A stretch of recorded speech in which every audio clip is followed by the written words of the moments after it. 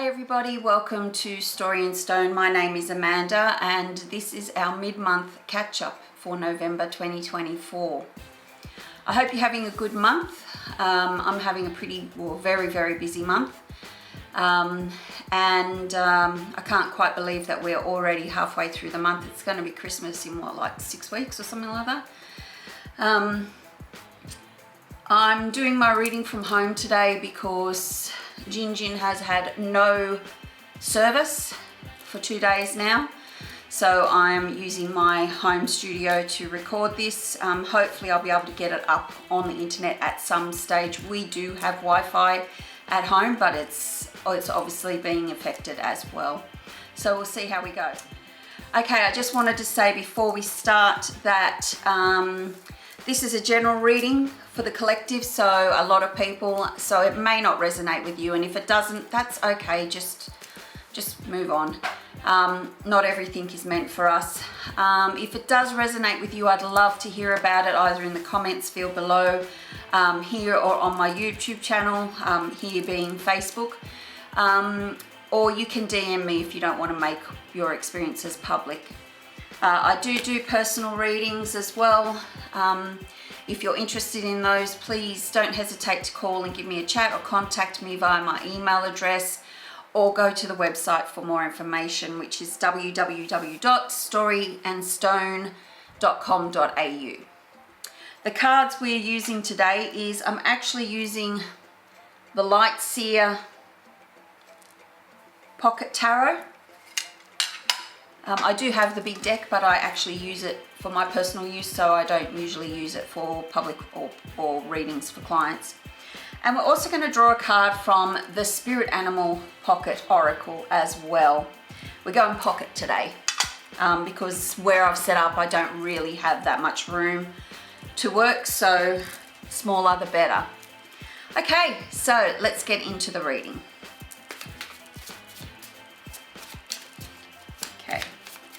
So what guidance do you have for the collective to finish out the month of November? What guidance do you have for the collective to finish out the month of November?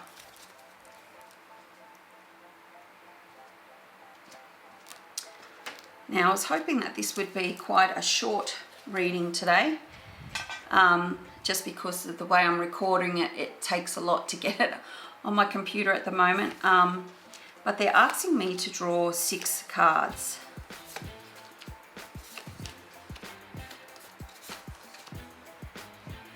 Okay.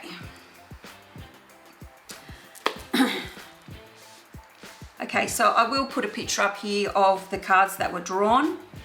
And I'm not really going to read them individually. I'm just going to read them as the information comes to me.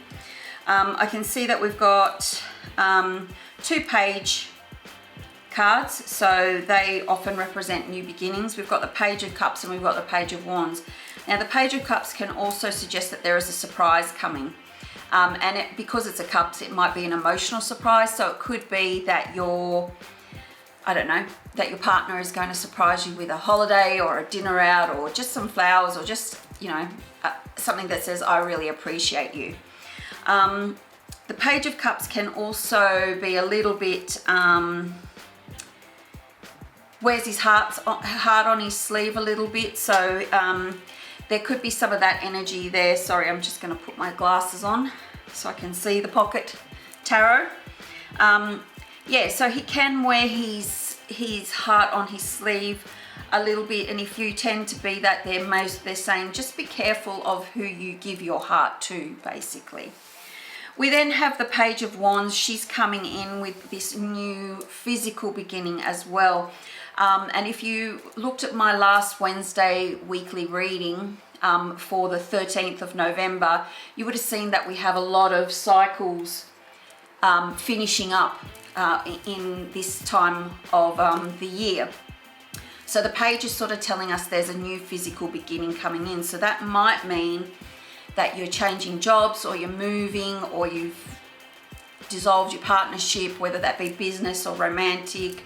Lots of things like that are coming to an end, which leaves the door open for lots of new new opportunities, which is really fitting because the next card that I drew was a Major Arcana card, and it was the Fool.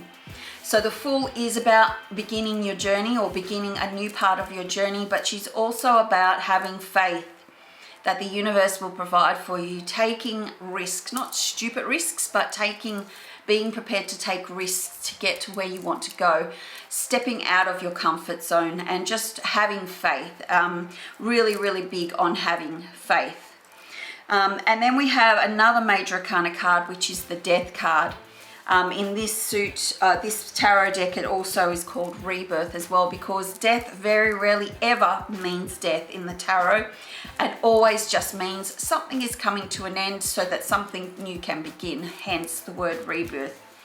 So you've really got these cards coming in that are saying, okay, all these new beginnings are starting for you. You know, the top 3 cards of the pool have all been about new beginnings, and then you've got this Death card come in, which is saying doors are closing, let them close. I know sometimes we hate change.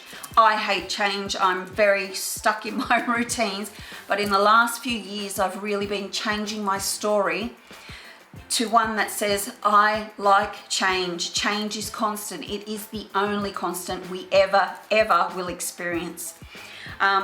So get used to it, basically. So this card is saying change is coming. Things are ending. Let them go. Grieve by all means, because it's so good to process how you're feeling. But then be prepared for new opportunities, new doors opening. Then we've got the Nine of Wands. Now the Nine of Wands is about reflection. So you may need to spend some time just going back through the past and seeing what you could have done better and what you did really well and what really didn't work, and deciding what you want to take forward into this new cycle that we're going into. Deciding that you may need to rejig. If something didn't work, there's a reason why it didn't work. So it either needs to be let go or you need to rejig it and to be able to put it forward. I think we actually had this card in the Wednesday reading as well from memory. And then we have the Two of Cups. Now the Two of Cups to me is the soulmate card. Okay, I know the Lovers card, often people think of that as the soulmate card, but to me the Two of Cups is actually the soulmate card. It talks about a soulmate relationship. Now this doesn't have to be romantic. It can be a business, it can be platonic, it can be familial. You know, I often think that I have soulmate relationships with some of my nieces and nephews that I'm here to teach them lessons, which is often what your soulmate is sent to do.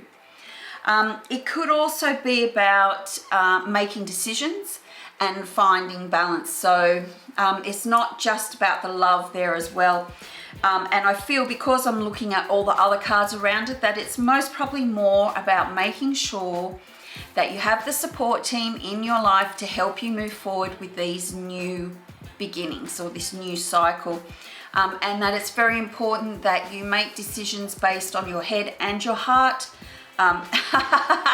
Head and heart, sorry. And that you make sure that you try and keep a balance, because often when we start new cycles we get really excited about it and we just want to go for it, you know, and forget about everything else that we've got, including sometimes the people in our lives. So this card is sort of saying to me, yep, your new cycles are coming, but please just keep your balance, keep your relationships up, and don't let your head be swayed or your heart be swayed, or the decisions that you make be swayed by one or the other. Make sure that there is a nice balance of heart and a nice balance of head when you're making any decisions, especially if you have numerous opportunities to take advantage of. So looking pretty good for the end of November. As I said, yep, lots of cycles coming to an end. Please grieve them. I know it can be hard to let go of things, but this is the time to do it. You know, sometimes we just have to move on, whether we like it or not. And if you don't do it, the universe will do something to push you into that change, because whilst I think we have control of our, you know, fate in some ways, In other ways, we don't. We have already signed the contract that says this is what you're going to do in this life. And if you stuff around, the universe will just go, okay, they should be here by now. Let's push them over there. So yeah, really, really positive. Lots of change coming. Keep your eyes out for signs and guidance from your spirits and angels that shows you what direction you're to go into next. I'm just going to draw a card from the Spirit Animal Pocket Oracle by Colette Baron-Reid. I did forget to say before that the Light Seers Tarot is by Chris Ann, which doesn't have a last name. Okay, so let's see. What further guidance do you have for the collective for the end of November?